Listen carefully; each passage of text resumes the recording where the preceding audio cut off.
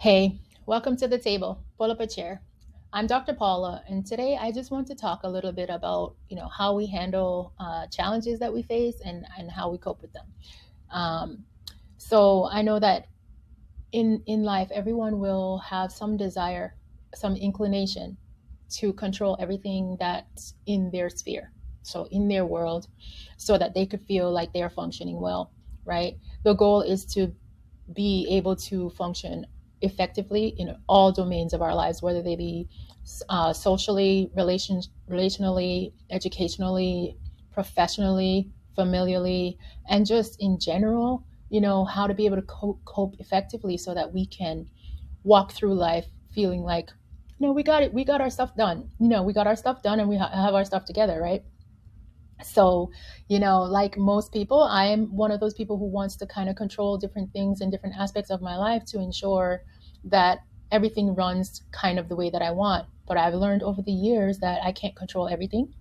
And, I can only control certain things that are dependent on only me. If it's only dependent on me, I can definitely control all that, right? So, you know, I experienced recently, I'm actually leaving for a trip, and I planned this trip over a year ago, and the flights were booked and everything, and a couple of weeks ago, or just a week ago actually, because the flights are dependent on other entities, the flights were changed. It was supposed to be a direct flight to my location. I got oh, there's an update on your flight, and my flight is no longer direct. It is now including a layover somewhere else. And it bothered me. It really ticked me off actually, because I purposely planned to get to my destination the day before everything starts so that I can, walk around, check things out. And being a former military person, I like to do recon. So I know where all the exits are. I know where all the stores are, where all the restaurants are, where I can go, maybe sit for a little bit by myself, because, it's going to be in a hotel. So it's a conference hotel. So sometimes I'm going to want to be by myself. So I was a little perturbed. I was actually more than a little perturbed. I was very upset. And I was like, it's too late for me to cancel that and then get another flight, because the flight that I had when I bought it was so affordable. And now looking at the prices, I'm like, I can't change this flight up. So I sat with that upset and anger for a little bit, and irritability and frustration for a little bit. But then, I was like, you know what? I'm still going on my trip. Yes, there's a slight detour, and life will have detours, and we will not be able to, you know, look to the future and say, okay, this is going to happen, so I'm going to do this. We can prepare in some ways, but we can't fully prepare because we don't know what's going to happen based on who the outside entity is that is in control of certain things, right? So I had to shift my mindset, and I'm looking forward to the trip. I've been looking forward to it for a year because, this is one of those trips that's a self-care trip for me.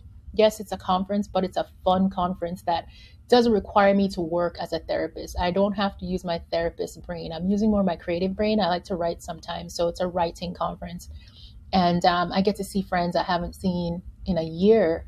And it's also in a location where I've never been. So I'm very excited about it.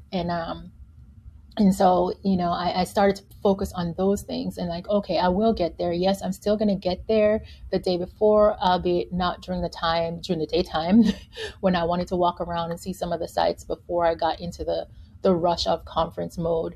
But I will get there, and I will still see my friends. And I'm just prayerful that, the flight does not take as long as they say it's going to take, and that the layovers are not as long as they say it's going to be. However, I did prepare for the layovers now that I know that I have them. So while I'm in the airport waiting for my next flight, I could be reading a book, I could be playing games, I could be doing all these different things rather than sitting there being irritated and frustrated and grumpy, because, it's just, it takes too much energy to do all that. And then when I get there, I'm already going to be tired. So I don't want to be grumpy and tired, because that's never a good mix, right? So to focus on the things that are within my control enabled me to kind of calm down a little bit and get even more excited for the flight. So, it's a matter of what do we choose to do? And I know I talk about this often, about making the choice to either allow our emotions to dictate how everything else is going to go or not.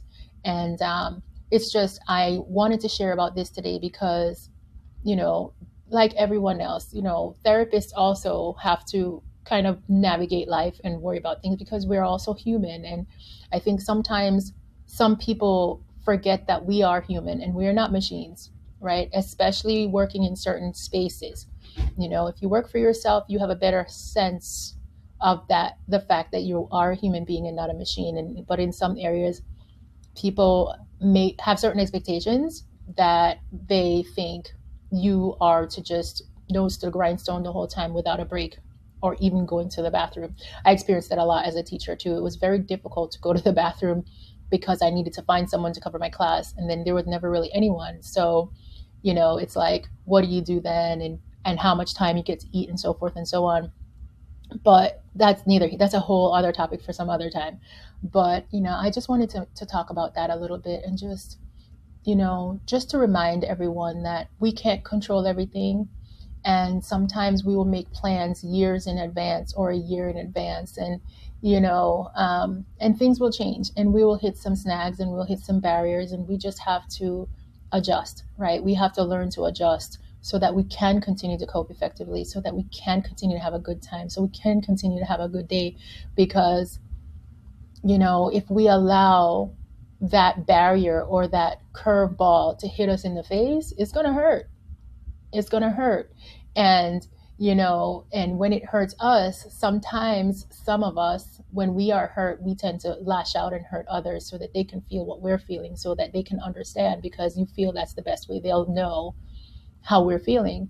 However, we want to make sure that we don't do that with other people, especially people we love that are in our circle who are supporting us. And sometimes people forget that, you know, they are not alone in the pain that they're feeling, though others might not understand fully the pain. If they're there to support you and give you kind of all the encouragement that you need, try to be mindful of that and try to take it in, not necessarily as a criticism, but also, but as a motivator, as a sense of, I am not by myself, a feeling, you know, thinking I'm not by myself, I'm not all alone on this journey, so I don't have to figure it all out by myself.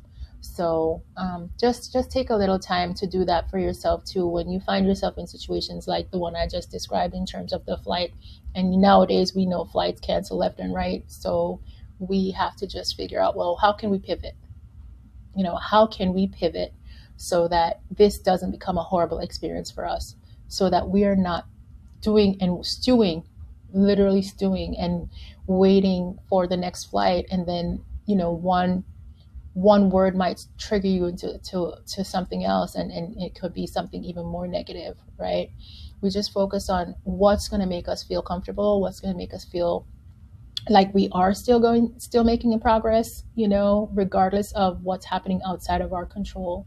We focus on what we can do and what we can take care of, so that we do have some semblance of control over certain things. Okay? If any of this resonates with you, please like, subscribe, and share this video with your friends. I'll see you next time. Bye.